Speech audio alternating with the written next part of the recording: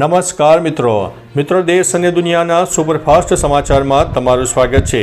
23 વર્ષની વિધિ પરમાર બની છે પાયલટ। અમદાવાદની 23 વર્ષની વિધિ પરમારે કોમર્શિયલ પાયલટ તાલીમ યોજના હેઠળ ₹25 લાખની લોન મેળવી કોમર્શિયલ પાયલટ તાલીમ લીધી અને અમેરિકાના મિયામી સ્થિત ફ્લાઇટ સ્કૂલમાંથી પાયલટ લાયસન્સ હાંસલ કર્યું।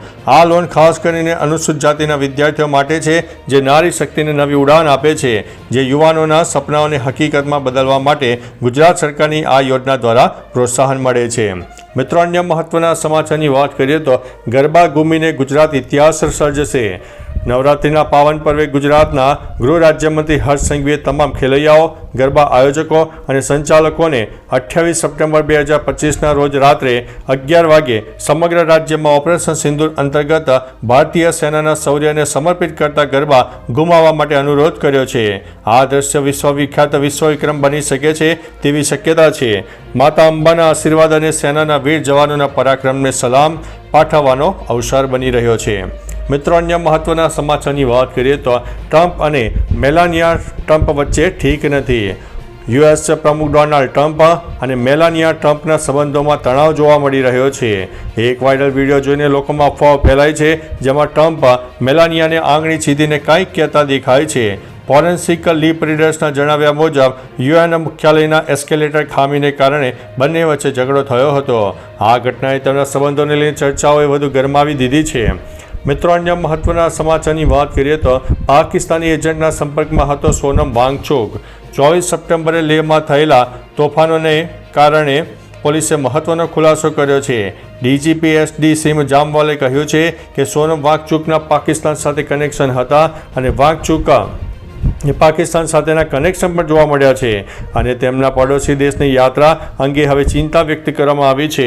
પોલીસે એક પાકિસ્તાની એજન્ટની ધરપકડ કરી છે, જે વાંગચુકના સંપર્કમાં હતો અને માહિતી પાકિસ્તાન મોકલી રહ્યો હતો। આ મામલાની તાત્કાલિક અને ગંભીર તપાસ ચાલી રહી છે। મિત્રો, અન્ય મહત્વના સમાચારની વાત કરીએ તો તામિલનાડુમાં વિજય રેલીથી નાસભાગ, 33 લોકોના થયા છે મોત। તામિલનાડુના કરૂરમાં અભિનેતા અને ટીવી કે અધ્યક્ષ વિજયની રેલી દરમિયાન ભારે ભીડ એકઠી થઈ હતી। આ રેલી દરમિયાન ભીડમાં નાસભાગ થતાં 2 બાળકો સહિત 33 લોકોના મોત થયાની આશંકા છે, જ્યારે અનેક કાર્યકરો બેભાન થયા છે। પોલીસને લાઠીચાર્જનો આશરો લેવો પડ્યો છે। વિજયે ભાષા રોકીને પોલીસને સહારો આપવાની વિનંતી કરી। CM સ્ટાલિને ઘટનાની ગંભીરતા અંગે ચિંતા વ્યક્ત કરી છે। મિત્રો, અન્ય મહત્વના સમાચારની વાત કરીએ તો અમદાવાદમાં ભારે વરસાદની આગાહી। રાજ્યમાં નવરાત્રિનો માહોલ જામ્યો છે, ખેલૈયાઓનો ઉત્સાહ આસમાને છે। તેવામાં અમદાવાદવાસીઓ માટે માઠા સમાચાર છે। હવામાન વિભાગે રાજ્યના અનેક ભાગોમાં આગામી 5 દિવસ વરસાદની આગાહી કરી છે। તેવામાં અમદાવાદમાં વરસાદી માહોલ જામી શકે તેવી શક્યતા છે। આ સિવાય આગામી 2 દિવસમાં ભારે વરસાદની શક્યતા રહે છે। રામાશ્રય યાદવના જણાવ્યા મુજબ અમદાવાદ સાથે રહેતા રાજ્યમાં અનેક વિસ્તારોમાં ગાજવીજ સાથે વરસાદ થવાની શક્યતા દેખાઈ રહી છે।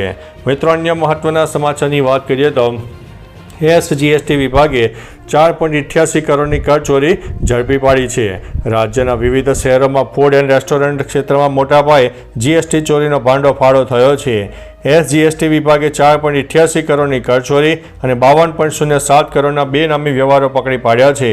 અમદાવાદ, વડોદરા, ગાંધીનગર, સુરત, રાજકોટ, જૂનાગઢ અને ભાવનગર સહિતના શહેરોમાં કાચી ચિઠ્ઠી અને ઇનવોઇસ વિના વેચાણ થતું હતું। SGST વિભાગે કડક કાર્યવાહી હાથ ધરી છે અને હાલ તપાસ ચાલી રહી છે। મિત્રો, અન્ય મહત્વના સમાચારની વાત કરીએ તો યુનાઇટેડ વેના સંચાલકનું મોઢું કાળું કરશે બજરંગ દળ। અનેક વિડીયો વાયરલ થયા બાદ વડોદરાના યુનાઇટેડ વેના ગરબા વિવાદમાં આવ્યા છે। આજના બરોડા યુનાઇટેડ વે ખાતે યોજાનાર ગરબા કાર્યક્રમ રદ કરાયો હતો। બજરંગ દળના ક્ષેત્રીય સંયોજક જ્વલિત મહેતાએ જણાવ્યું હતું કે આયોજકના વાહિયાત પ્રતિભાવને કારણે આ નિર્ણય લેવામાં આવ્યો છે। તેમણે ચેતવણી આપી છે કે જો હેમંત શાહ હિન્દુ સમુદાયની માફી નહીં માગે તો બજરંગ દળ તેમનું મોઢું કાળું કરશે।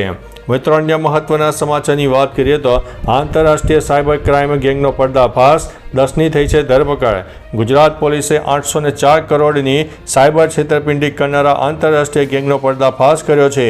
દુબઈ, વિયેતનામ અને કંબાડિયાથી ચાલતી આ ગેંગ સમગ્ર દેશમાં 1549 ગુનાઓ કર્યા હતા. માત્ર ગુજરાતમાં જ 17.75 કરોડની છેતરપિંડી થઈ છે. સુરતમાં ધરપકડ સમયે મોટી સંખ્યામાં મોબાઈલ, સિમ કાર્ડ, POS મશીનો અને ડેબિટ કાર્ડ મળ્યા છે. ભોગ બનેલા લોકોને કુલ 5.51 કરોડ પરત કરવામાં આવ્યા છે. મિત્રો, અન્ય મહત્વના સમાચારની વાત કરીએ તો 7મા નોરતે વરસાદ ભૂકા કાઢશે તેવી શક્યતા હતી. નવરાત્રિના માહોલમાં ખેલૈયાઓ માટે માઠા સમાચાર હતા, જેમાં હવામાન વિભાગે ભારે વરસાદની આગાહી કરી. નવરાત્રિ ગુજરાતમાં જોરદાર જામી છે, ત્યારે ખેલૈયાઓના રંગમાં ભંગ પડવા વરસાદ આવી શકે છે. હવામાન વિભાગે આગામી 5 દિવસ વરસાદની આગાહી વ્યક્ત કરી છે. નવરાત્રિના બાકીના નોરતામાં ખેલૈયાઓનો ખેલ બગડે તેવી શક્યતા છે અને વરસાદ પડે તેવી શક્યતા છે.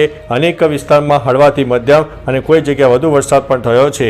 સુરત, નવસારી, વલસાડ અને ડાંગમાં રેડ એલર્ટ પણ આપવામાં આવ્યો છે. મિત્રો, અન્ય મહત્વના સમાચારની વાત કરીએ તો ધર્મ બાદ ગરબામાં હવે જાતિવાદની એન્ટ્રી. મહીસાગર જિલ્લાના ભરોડી ગામે ગરબા રમવા મુદ્દે તણાવજનક ઘટના બની છે. અનુસૂચિત જાતિની મહિલાઓએ આરોપ મૂક્યો છે કે તેમને ગરબા રમવા દેવામાં આવતા નથી. અન્ય મહિલાઓએ જાતિ વિષયક અને અપમાનજનક શબ્દો બોલીને તેમનું અપમાન અને જાનથી મારી નાખવાની ધમકી આપી હોવાનો આરોપ લગાવ્યો છે.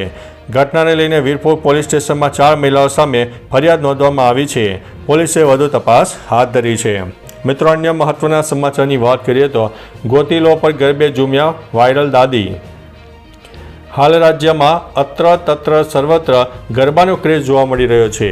આવામાં નવરાત્રિ હોય અને વાયરલ દાદી યાદ ન આવે એવું ભાગ્ય જ બને. હાલ વાયરલ દાદીનો નવો વિડીયો વાયરલ થયો છે, જેમાં રંગીલોરે કલાકાર પાર્થિવ ગોહિલ સાથે વાયરલ દાદી ગરબે ઘૂમતા જોવા મળ્યા. લોકો આ વિડીયો શેર કરીને સવાલ કરી રહ્યા છે કે ઓળખ્યા કે નહીં આ દાદીને. તો ચાલો મિત્રો, ફરીથી દેશ અને દુનિયાના સુપરફાસ્ટ સમાચાર લઈને મળતા રહીશું. ત્યાં સુધી અમને રજા આપશો. નમસ્તે.